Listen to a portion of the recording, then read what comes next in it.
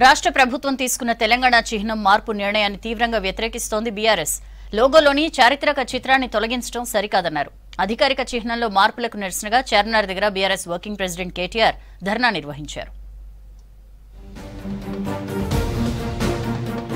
ఉద్దేశపూర్వకంగానే రాజముద్రను కాంగ్రెస్ ప్రభుత్వం మారుస్తోందని ఫైర్ అయ్యారు BRS working president KTR. Telangana చారిత్రక చిహ్నాలను తొలగిస్తున్నారని ఆరోపించారు. అధికారిక చిహ్నంలో మార్పులపై చార్మినార్ దగ్గర కేటీఆర్ సహా బీఆర్ఎస్ ముఖ్య నేతలు నిరసన తెలిపారు. లోగోలో చార్మినార్ను తొలగించడం అంటే హైదరాబాద్ను అవమానించడమేనని ఫైర్ అయ్యారు. కాకతీయుల కళాతోరణాన్ని ఎట్లా తొలగిస్తారని ప్రశ్నించారు. ప్రగతిని కానరానియకుండా గత 10 ఏళ్లలో జరిగిన పనులు కానరానియకుండా కొన్ని మూర్ఖపు నిర్ణయాలు తీసుకుంటా ఉంది. మరి ఆ రోజు కాంగ్రెస్ ఏమో చార్మినార్ ఈ రోజు ఉన్న కాంగ్రెస్ ప్రభుత్వం ఎందుకు వ్యతిరేకిస్తుందని ముఖ్యమంత్రి చెప్పాలి.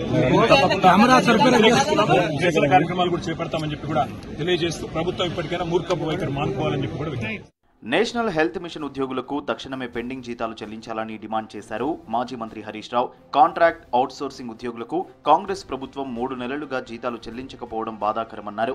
ప్రజల ఆరోగ్యాన్ని సంరక్షించేందుకు నిరంతరం కృషి చేసే వైద్య సిబ్బందికి జీతాలు చెల్లించడంలో నిర్లక్ష్యం ఎందుకని ప్రశ్నించారు. ప్రతి నెల 1న జీతాలు చెల్లిస్తున్నామని కాంగ్రెస్ ప్రభుత్వం మాటలకే గొప్పలు చెప్పుకుంటోందన్నారు. ప్రభుత్వం స్పందించి 3 నెలల పెండింగ్ జీతంతో పాటు పీఆర్సీ బకాయిలను వెంటనే చెల్లించాలంటూ ట్వీట్ చేశారు హరీష్. పత్తి విత్తనాల కొరతతో రైతులు ఇబ్బంది పడుతుంటే రాష్ట్ర ప్రభుత్వం పట్టించుకోవడం లేదన్నారు మాజీ మంత్రి జోగురామన్న. రాష్ట్రంలో కేసీఆర్ ఆనవాళ్లు లేకుండా చేసేందుకు కుట్ర చేస్తున్నారని మండిపడ్డారు. రుణమాఫీ, రైతు భరోసా ఎప్పుడు ఇస్తారో చెప్పాలని డిమాండ్ చేశారు జోగురామన్న. ఇలా రైతులపైన అమానుష్యంగా దాడి చేయడం ఇది ప్రభుత్వం యొక్క అసమర్థత. రైతులు అడుగుతున్నది ఏంది? ఇలా మేము రేషన్ బియ్యం అడుగుతలేం. ఇవాళ ఈ దేశానికి అన్నం పెట్టే రైతన్నం, మరి ఇలా అన్నం పెట్టే రైతన్నకి ఈ రకంగా విత్తనాలు సకాలంలో ఇవ్వకపోవడం, అడిగినటువంటి విత్తనాలు ఇవ్వక కృత్రిమ కొరతను సృష్టిస్తూ ఉన్నాం. ఇది ప్రభుత్వ అసమర్థత కాదా? ఎందుకు ఇలా రైతులు అడిగినటువంటి విత్తనాలు ఇవ్వడానికి కొరకు అడుగుతూనే లాఠీ చార్జ్ చేస్తే 10 సంవత్సరాలు ఎప్పుడో జరిగిందా? నిన్న వరంగల్ కాకతీయ కళాతోరణం దగ్గర ఆందోళన చేసిన బీఆర్ఎస్ నేతలపై కోడ్ ఉల్లంఘించారని కేసు పెట్టారు అధికారులు.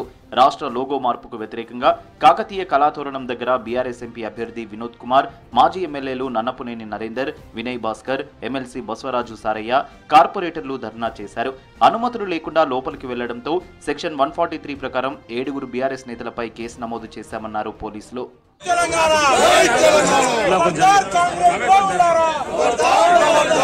అధికార కాంగ్రెస్ రాష్ట్ర చిహ్నం మార్పుకు నిర్ణయం తీసుకుంటే బీఆర్ఎస్ నేతలు న్యాయ పోరాటం చేస్తామని హెచ్చరించారు.